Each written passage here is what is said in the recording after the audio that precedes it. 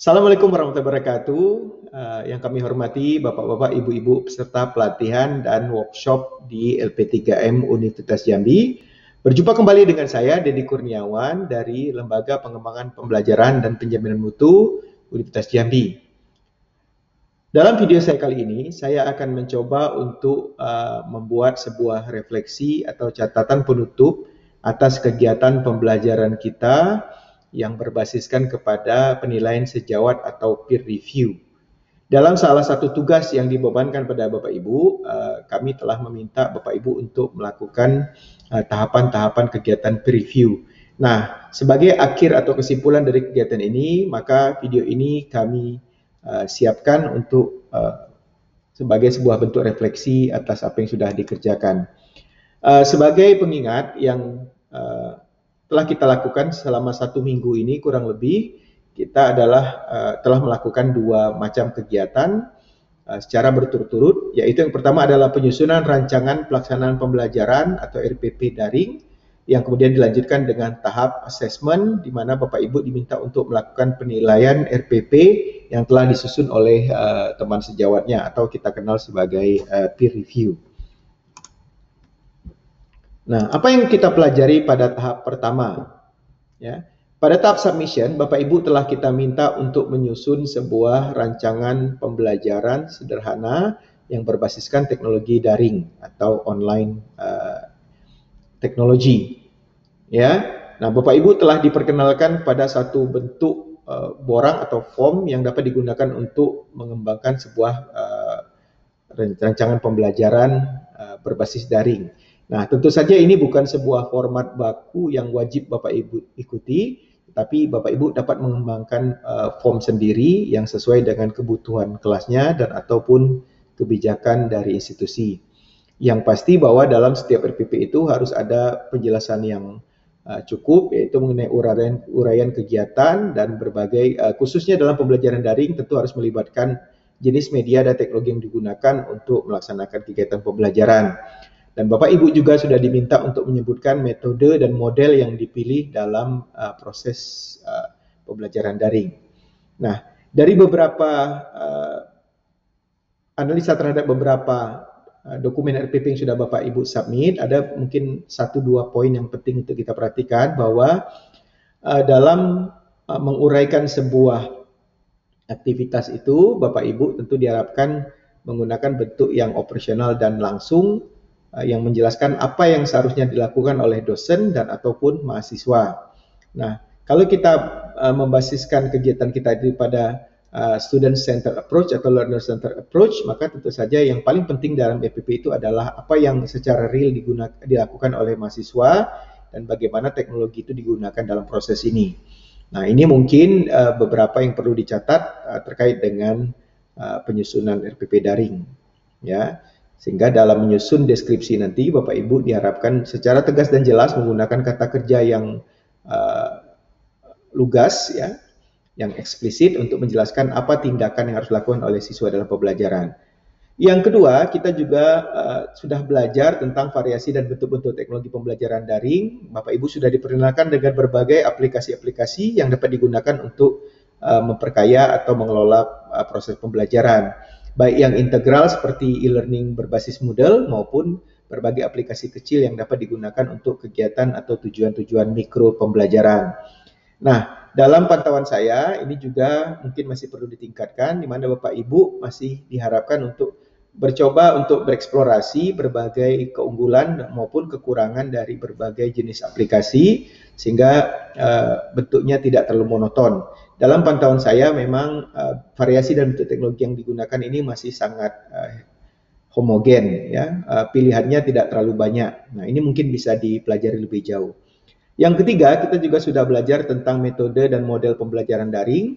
Kita juga sudah diperkenalkan kepada mode-mode sinkronos dan asinkronos yang dapat diterapkan. Nah, tentu saja metode dan model ini harus dipilih sesuai dengan karakteristik pembelajarannya, keilmuannya, maupun juga karakteristik dari siswa dan sumber daya yang tersedia. Nah, sekali lagi saya juga melihat bahwa dalam hal metode dan model pembelajaran daring ini masih sangat homogen. Model-model yang dipilih juga masih sangat konvensional, dan mungkin kita bisa menyebutnya sebagai model-model yang disebut sebagai metode direct ya, atau direct learning, di mana sebenarnya yang terjadi adalah transfer kegiatan Bapak Ibu sehari-hari di kelas yang ditransfer ke dalam bentuk digital. Padahal sebenarnya pembelajaran daring itu juga memberikan kesempatan pada kita untuk untuk mengajak anak untuk bereksplorasi dengan materi, bukan hanya interaksi dengan dosen atau dengan mahasiswa. Jadi jenis interaksinya juga sudah berbeda, oleh karena itu model yang digunakan juga selayaknya juga berbeda. Nah, ini adalah tahap satu yang sudah kita kerjakan dengan berbagai catatan yang mungkin perlu diperbaiki. Pada tahap dua, di mana kita melakukan assessment, kita sudah mempelajari paling tidak cara memberikan penilaian terhadap hasil kerja teman, dan ini juga sebenarnya bukan pekerjaan yang mudah, karena kita juga mungkin banyak sekali pertimbangan-pertimbangan subjektif terhadap penilaian. Padahal sebenarnya kita harusnya bisa secara objektif memberikan penilaian kepada teman, karena jawaban dari kita atau komentar dari kita itu tidak ditujukan untuk mencela ataupun untuk menghina atau menjudge teman-teman kita, tapi justru adalah memberikan catatan yang konstruktif. Bagaimana cara memperbaiki diri kita di masa yang akan datang. Jadi komentar kita sekecil apapun itu akan sangat membantu teman-teman dalam meningkatkan kinerjanya di masa yang akan datang. Nah, ini juga terkait nanti dengan cara berpikir kritis, karena berpikir kritis itu perlu dicatat bukan berarti harus selalu mengkritik, tapi juga berarti menempatkan sesuatu pada tempatnya yang benar, dan juga untuk memilah dan memilih segala sesuatunya itu berdasarkan kriteria-kriteria yang jelas dan objektif.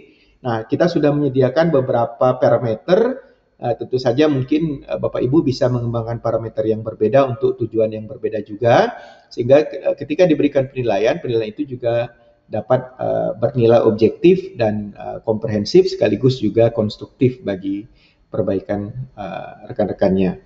Nah, yang ketiga juga yang mungkin tidak terasa adalah masalah tanggung jawab, karena dalam kegiatan ini Bapak Ibu diminta untuk bekerja secara serempak, secara masif, sehingga kalau ada satu saja yang mungkin tidak mengikuti jadwal dengan baik, itu akan mengakibatkan banyak hal dalam proses pembelajarannya.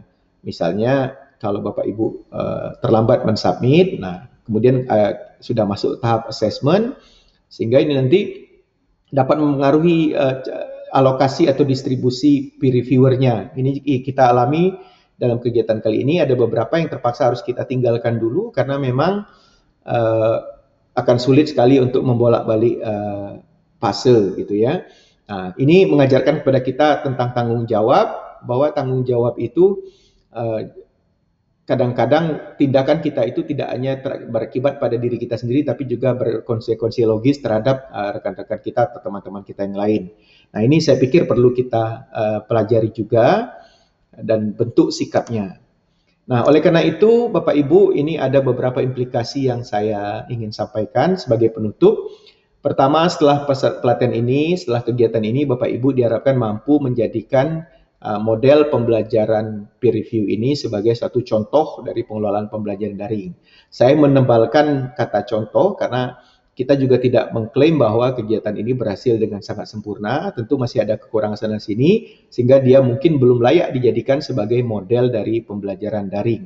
Akan tetapi kita dapat menggunakan contoh kegiatan ini sebagai batu pijakan bagi kita untuk mengembangkan mungkin model-model yang lebih baik di masa akan datang. Bapak Ibu bisa belajar dari berbagai kekurangan dan kelebihan yang terjadi pada kegiatan ini, sehingga nanti di kelasnya sendiri akan mampu mengelola kegiatan seperti ini dengan lebih efektif dan efisien.